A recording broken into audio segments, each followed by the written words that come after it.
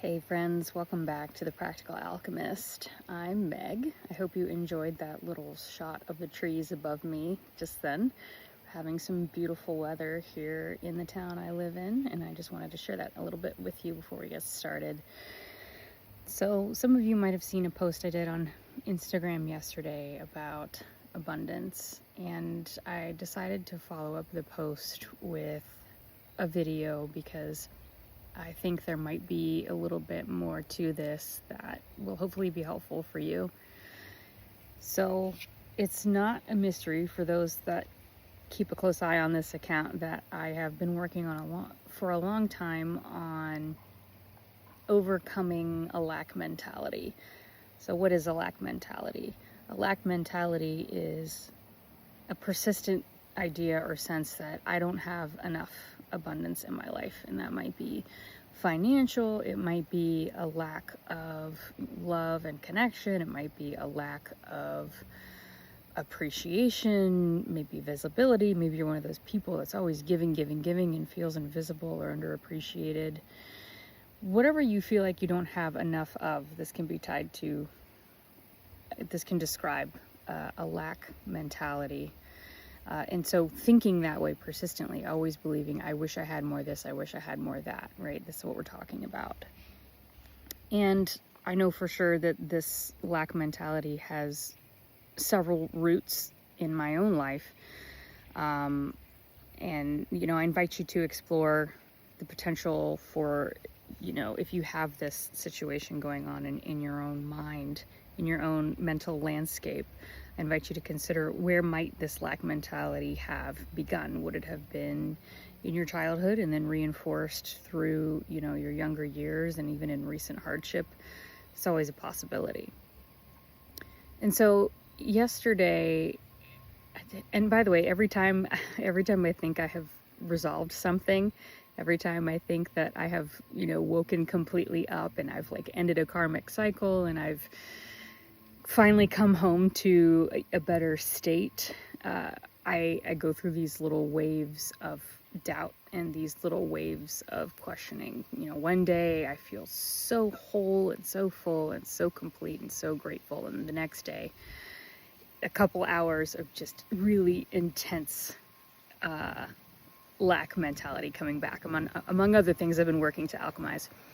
And I think this is just part of the process. I think it's a necessary part of the process to revisit those things and continually, consciously decide which state of mind you want to be in. But anyhow, I was feeling a little bit of lack yesterday, but I also was working at a local farmer's market. It's a cider house, and they have occasionally a farmer's market where people come with their goods. And as some of you know, I make earrings out of polymer clay. And so I was going to set up my tent yesterday and sell my wares. And so I was in this lack mindset, worried about money, because I have made it a priority in my post-army, the 2 years I spent out of the army, I've made it a priority not to go back into a 9-to-5 job, because I knew at a soul level I really needed to spend some time with myself to unpack things.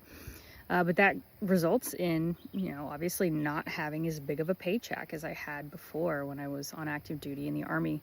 And that can be a big adjustment. If you're going through that, I feel you.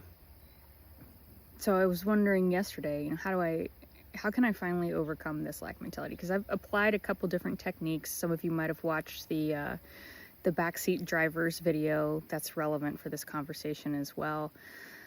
But I wanted to try and identify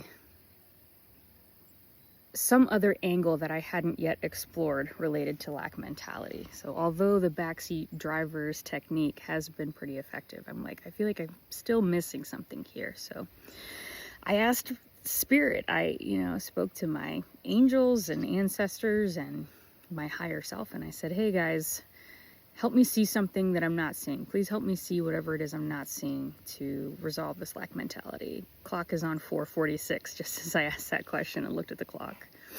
4:44. And then as I was finishing the sentence, it was 4:46. Somebody's angel number is 444. So anyway, almost instantaneously after I asked the question and just allowed my mind to go blank and be receptive, I heard in my mind, abundance is a state of being. Abundance is a state of being. You know, it's not the physical money that you hold in your hand. It's not the actual state, which is fleeting, by the way, of having many things or lots of things or having all the stuff you want. Abundance is a state of being. And so for me, that basically translated into, if you want abundance, you have to embody it. And there are many people out there that say the same thing in different formats. And certainly if you've experimented with manifestation techniques, then you understand it's important to try and embody or feel the thing you want first before the thing you want can come. And so I said, okay, even if I don't sell anything today, I'm going to decide right now I can walk away having made no money, and my time will have been well spent, because I'm going to connect with people, I'm going to enjoy myself, I'm going to enjoy people watching, I'm going to enjoy the good weather, and I'm going to be abundant with my energy, because even if I'm not running around with, money bags, I would love to have millions and to be able to just spew money at everyone that needs it, and all these great nonprofit organizations doing important work. But sometimes we can't do that, right? So even if I don't have other things to give, I know I have an abundance of love and presence that I can give to others. So I made that decision, thanked Spirit for the download, and I went and set up my tent, set up my craft stand, and went through the day. And everyone that came through the tent got a friendly greeting, chatted a little bit. Some people chatted a lot more than others. At one point, this lovely group of ladies came through, and I do a tarot card earring bar where I let people choose 2 beads that have tarot cards on them at random, and then I interpret the cards and pop them on a hoop or a fish hook for them to take home as earrings. And did probably four different beautiful tarot readings that resonated with them, and so we really got to connect over that. And I went up to the bar to get my first free cider, because all the vendors at that place get 1 cider free for the day, and I left $1 in the tip jar. Every time I go to the bar, I try to leave a tip, because I appreciate the ladies behind the counter, and we got caught up, and I feel like they've become friends at this point. But I really made an effort to just give generously of the energy that I bring to everyone I interface with. And y'all, did it come back tenfold? The universe said, you want some proof that you get abundance when you embody it? Here you go. I had the best day I have ever had doing a farmer's market, or really any kind of market, yesterday. I sold so much product, I have basically nothing left, and I have to go make a lot. And my stuff isn't expensive, guys. I mean, the highest price I charge at these markets is probably $18 for 1 piece. And I made far more than I expected, more than I ever have. And not only that, but I received from other vendors so many unexpected freebies. One lady came over and gave me some macaroons.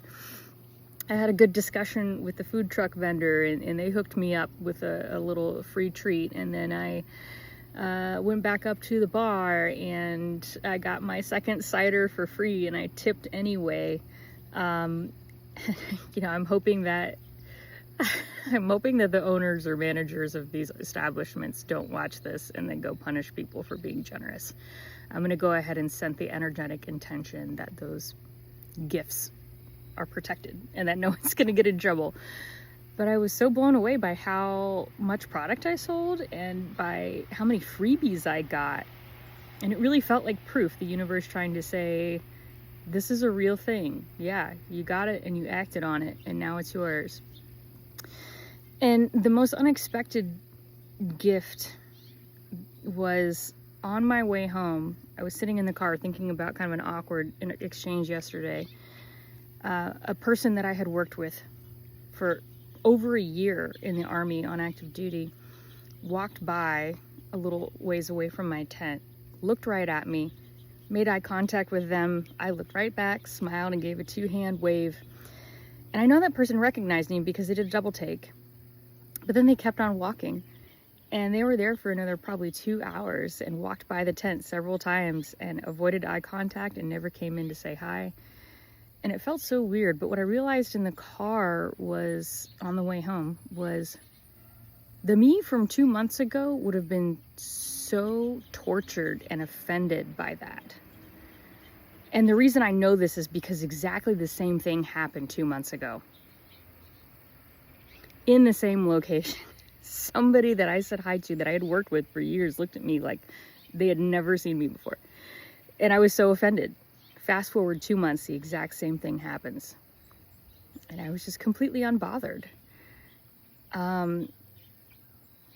And so that was probably the biggest gift, to be like, wow, you know, all of this difficult work I've been doing has really been paying off. All of this difficult work of looking really hard at myself and understanding how I can alchemize a lot of the things that have been causing me pain for so many years. 11:11 on the clock, by the way.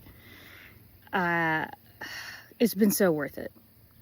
So, in case you need a pep talk, this healing shit really fucking hurts sometimes. It really, really does. But I promise there's better stuff waiting on the other side. So anyhow, a long story, all of that to say, I hope that you, especially if you've been feeling lack, I hope you realize that you have innate gifts given by the universe that no one can take away from you. And I think some of my gifts are to give my presence and to give my vulnerability and to give my love.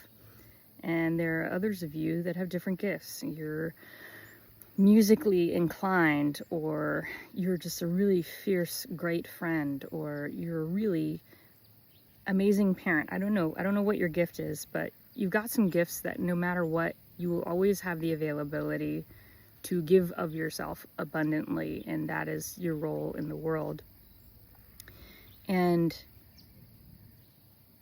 I do believe the more that you do that, the more that you will see that abundance returned to you, especially if you give it freely without any expectation to receive anything in return, which, by the way, is something I have also struggled with. I, for many, many years, was an overgiver and would become really bitter and frustrated when I felt like I wasn't receiving in return. And I think the embodiment of abundance has really helped with that. So I hope you keep that in mind as well. All right, we're coming up on 13 minutes. Lucky 13. I hope this was helpful. I love you so much. Have a great day.